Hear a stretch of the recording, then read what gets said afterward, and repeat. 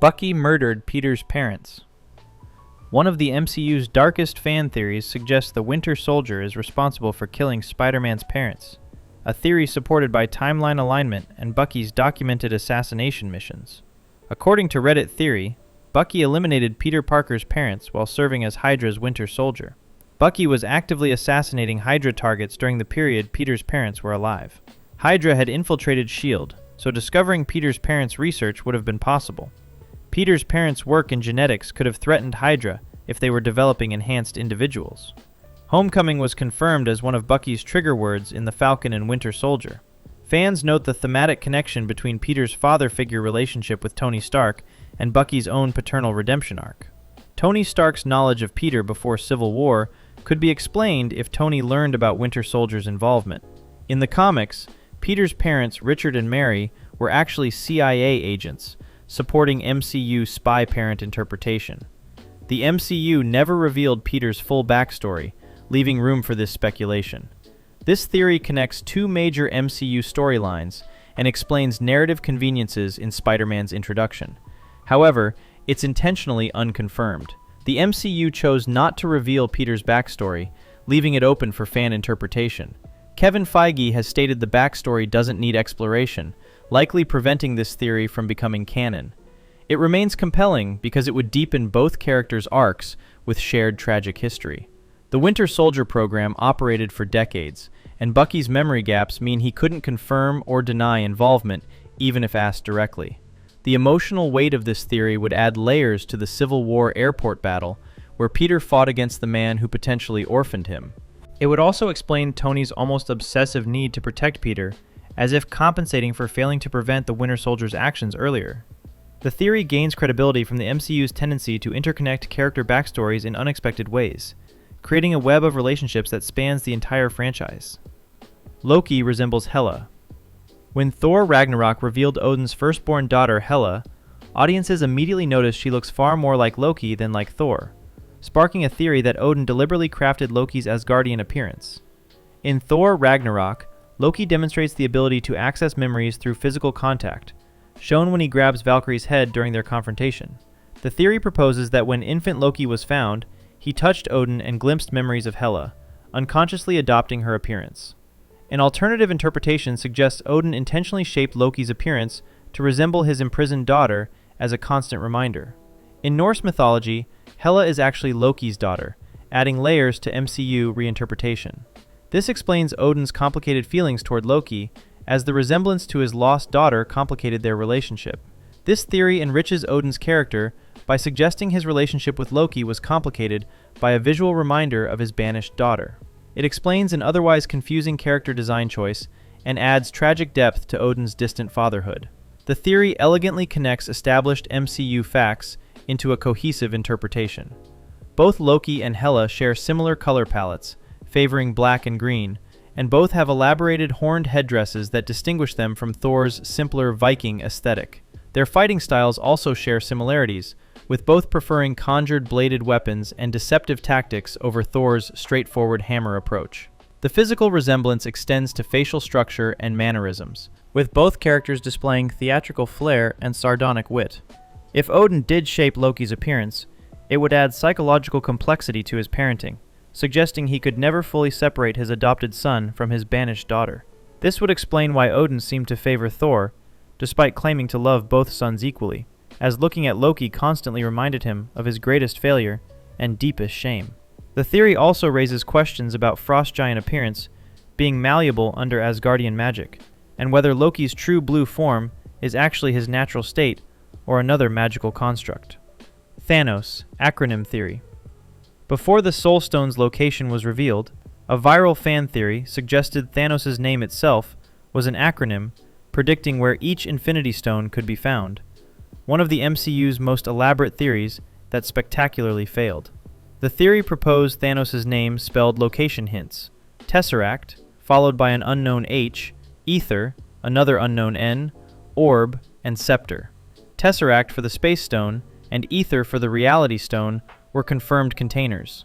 Orb for the Power Stone and Scepter for the Mind Stone fit perfectly. The H was never filled, with theories including heart-shaped herb, Heimdall, or hand. The Soul Stone appeared on Vormir with no container or connection to the H letter. Avengers Endgame, in 2019, definitively disproved the theory by revealing the Soul Stone's location. Some fans attempted retrofitting H equals Hydra, or hand, but consensus acknowledged failure. The theory became viral around 2018 on Reddit and YouTube.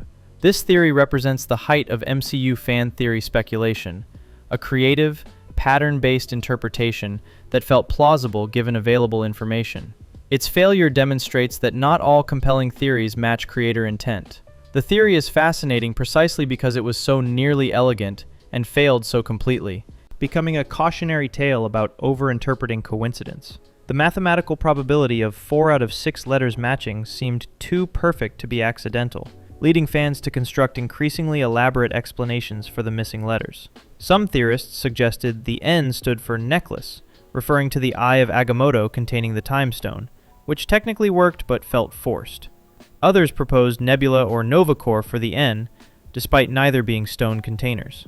The H remained the most problematic letter, with desperate fans suggesting everything from Hawkeye to Hulk to Hydra's possession of the Tesseract in Captain America: The First Avenger. The theory's downfall came when Vormir was revealed as the Soul Stone's location, a name with no connection to any letter in THANOS. This moment became legendary in MCU fandom as the death of one of the most widely believed theories, teaching fans that sometimes a coincidence is just a coincidence, and not every pattern reveals intentional design. Mephisto in WandaVision. Throughout 2021's WandaVision, fans were absolutely convinced the Marvel demon Mephisto would be revealed as the true villain, constructing elaborate evidence for a theory that director Jac Schaeffer explicitly confirmed was never part of their plans. Weekly fan speculation began in Episode 2 when Dottie Jones said, "Devil's in the details." Fans suspected Evan Peters' fake Pietro was Mephisto due to a demon spawn comment about Wanda's kids. The theory drew from comics where Wanda's children were created from Mephisto's soul fragments. The theory expanded to believe a celebrity A-list actor would play Mephisto in the finale. Some fans believed Mephisto would appear in Doctor Strange: Multiverse of Madness after WandaVision setup. WandaVision director Jac Schaeffer stated, "Mephisto was never a part of our plan, so that was a head-scratcher." The theory lasted for months through all 9 episodes. Mephisto finally appeared in 2025's Ironheart series, years after WandaVision. Reddit communities created elaborate evidence boards tracking Mephisto clues throughout the series. WandaVision's Mephisto theories represent modern fandom at its most creative and obsessive. Fans weren't wrong to theorize, as Mephisto has legitimate connection to Wanda in comics, and the show featured deliberate mystical imagery. However, director Schaeffer chose Agatha Harkness instead. This theory became internet folklore, spawning memes about Mephisto theories whenever MCU mysteries appear. It's fascinating because the theory was reasonable, but creator intent diverged from fan logic. The intensity of Mephisto speculation reached fever pitch when fans began analyzing every color choice, every camera angle, and every line of dialogue for hidden demonic references.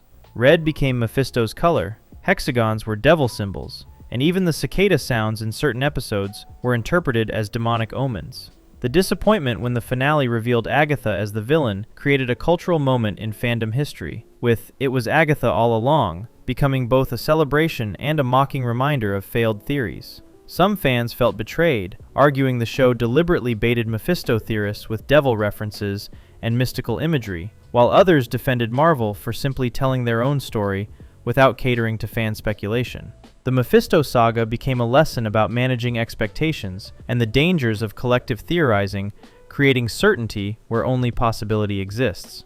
Midtown, S.H.I.E.L.D. Academy.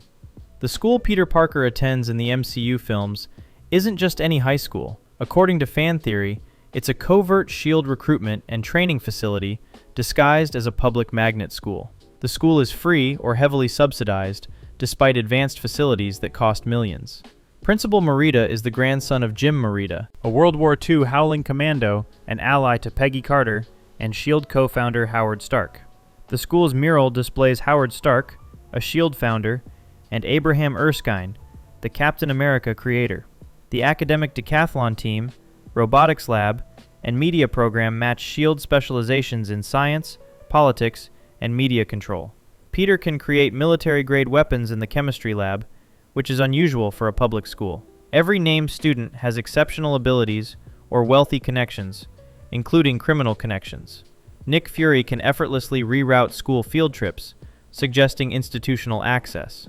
This theory reframes Peter's education as deliberate SHIELD investment in recruiting young talent. It explains convenient plot elements through organizational structure rather than coincidence. While unconfirmed, the theory demonstrates how MCU world-building contains enough detail to construct plausible secret organizations behind ordinary institutions. The theory gains additional weight when considering the school's student body includes future heroes and villains, suggesting some selection process beyond typical public school enrollment. Flash Thompson's wealth and Peter's intelligence would both be recruitment criteria for an organization seeking diverse talents. The school's tolerance for Peter's frequent absences and ability to maintain good grades despite missing classes suggests either institutional knowledge of his Spider-Man activities or deliberately flexible policies designed to accommodate students with outside commitments. Additionally, the school's security appears surprisingly lax for a supposedly elite institution, allowing Peter to sneak out repeatedly, which could indicate SHIELD preferring to monitor rather than restrict student activities. The facilities rival those of expensive private schools, with advanced computer labs, professional media equipment, and scientific instruments that would cost hundreds of thousands of dollars, raising questions about funding sources. If SHIELD or its remnants operate the school, it would explain how they identified and recruited Tony Stark's ideal protege before Tony himself made contact. Nick Fury's identity. Throughout Phase 4, fans suspected Nick Fury had been replaced by a Skrull doppelganger, pointing to a bizarre continuity error about diagonal toast and mysterious disappearances. In Avengers: Age of Ultron from 2015, Fury is shown eating a diagonally cut sandwich. In Captain Marvel from 2019, young Fury reveals he can't eat toast cut diagonally. This timeline contradiction, appearing to eat diagonal food before claiming he can't, sparked a theory. Present-day Fury is actually Skrull Talos wearing a human face. The theory noted that Talos had been using Fury as a stand-in since their partnership. Skrull duplication requires seeing something to copy perfectly, such as Talos copying Nick Fury. Captain Marvel directors addressed the theory, suggesting Fury simply changed his preferences over decades. Secret Invasion, in 2023, revealed Talos replaced him after Endgame, not during earlier films. The theory was ultimately disproven by the official timeline, though partial Skrull replacement was canon. This theory perfectly demonstrates how minor continuity inconsistencies can spawn elaborate explanations. The toast discrepancy was likely unintentional, but fans constructed a logical narrative around it. Secret Invasion gave partial vindication, as there was a Skrull connection, but on a different timeline than theorists expected. Fans also pointed to Fury's behavioral changes across films, noting he seemed less cautious and more trusting in later appearances, which could indicate Skrull replacement, or simply character development. The theory gained traction because it explained several oddities, including Fury's absence during critical events and his seemingly superhuman ability to survive assassination attempts. Some theorists suggested multiple Fury replacements throughout MCU history, with Talos stepping in during dangerous missions while the real Fury coordinated from secure locations. The spiderweb of Skrull infiltration revealed in Secret Invasion proved fans were right to suspect shapeshifter involvement in MCU events, even if their specific timeline predictions were incorrect. This theory remains one of the most discussed examples of how paying attention to minute details can lead to partially accurate predictions about franchise direction. Tony created Spider-Man. A persistent fan theory suggests Tony Stark didn't just mentor Spider-Man, he accidentally created him by engineering the radioactive spider that granted Peter his powers. TikTok theory creator Just the Nobody proposed Stark Industries created the spider. Stark Industries is the MCU's leading science and technology organization. A child with an Iron Man helmet appears in Iron Man 2 from 2010. Actor Tom Holland later confirmed this child is young Peter Parker in a retroactive continuity reveal, turning theory into canon. Peter could have been bitten during later visits to Stark Expo. This explains why Tony knew Peter was Spider-Man before recruiting him in Civil War. This explains Tony's immediate protective mentorship over Peter. In the comics, Peter's parents, Richard and Mary, were actually CIA agents, supporting a Stark connection. The theory addresses fans' complaint about Spider-Man's Tony Stark dependency. The MCU deliberately avoided revealing Peter's true origin story. This theory explains narrative conveniences while deepening Tony's role as architect of the MCU's major events. It also addresses legitimate criticism that Spider-Man is too dependent on Stark in MCU films. The theory remains unconfirmed but plausible given the MCU's tendency to retroactively connect storylines. The Spider-Bite is never shown in MCU films, only referenced in passing, which leaves the door open for future revelations about its origin. Stark Industries' involvement in genetic research and experimental technology makes them a logical source for a radioactive spider. Tony's guilt over creating weapons that harmed innocents could extend to accidentally creating Spider-Man, adding another layer to his protective relationship with Peter. The theory suggests Tony discovered Peter through Friday monitoring unusual activity, but an alternative interpretation is that Tony was tracking his own technology and discovered Peter had been exposed to it. This would explain Tony's immediate willingness to recruit a teenager into the Avengers' conflict in Civil War, as he felt responsible for Peter's powers and wanted to guide their use. The specificity of Tony's knowledge about Spider-Man before meeting Peter suggests more than simple surveillance, implying a deeper connection between Stark technology and Peter's origin.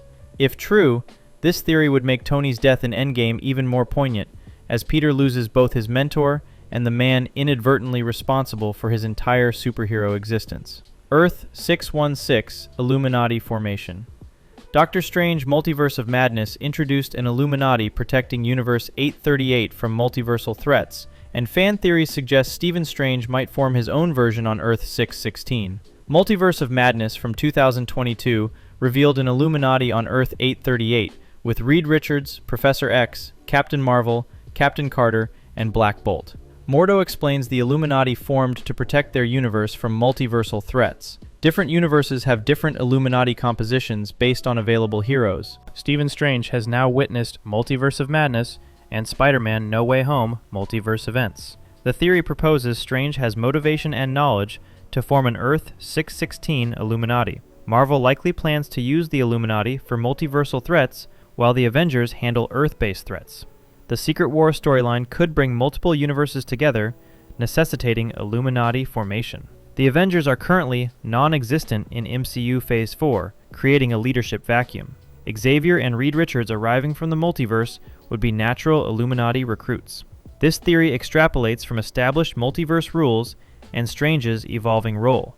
It predicts future MCU direction based on pattern recognition. The theory respects existing canon while suggesting logical next steps for MCU storytelling structure.